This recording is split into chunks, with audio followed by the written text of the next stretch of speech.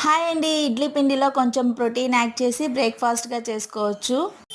First అయితే hot వాటర్లో కొన్ని మీల్ మేకర్ వేసి పక్కన పెట్టుకుందాం.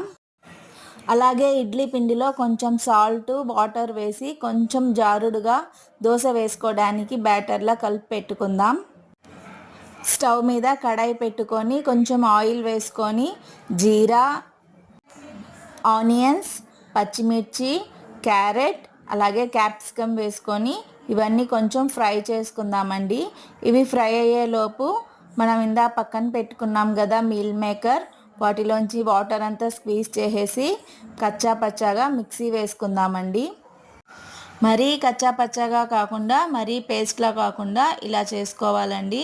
ఇప్పుడు కడాయిలో వేసేసుకొని ఇందులో కొంచెం పసుపు, కారం అలాగే కొంచెం గరం మసాలా వేసుకొని టేస్ట్కి సరిపడా సాల్ట్ వేసుకొని ఇలా ఫ్రై చేసుకొని పక్కన పెట్టుకోవాలండి. ఇప్పుడు పెనం మీద ఆయిల్ వేసుకొని ఇలా దోశలా వేసుకొని దీనిపైన మనం ప్రిపేర్ చేసుకున్న స్టఫింగ్ వేసుకోవాలండి.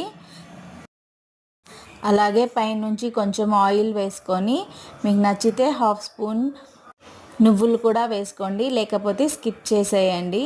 ఇలా రెండు వైపులా మంచిగా కాల్చుకుంటే సోయా ఊతప్పం రెడీ అయిపోయిందండి. ఇలాగే ఇంకొకటి కూడా చూపిస్తాను.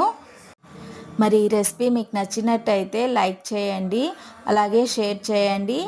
ఇలాంటి మరిన్ని వీడియోస్ కోసం మన ఛానల్ని సబ్స్క్రైబ్ చేసుకోండి. మీరు కూడా ఈ రెసిపీని తప్పకుండా ట్రై చేయండి. మళ్ళీ మరొక మంచి రెసిపీతో కలుసుకుంటాను. బాయ్.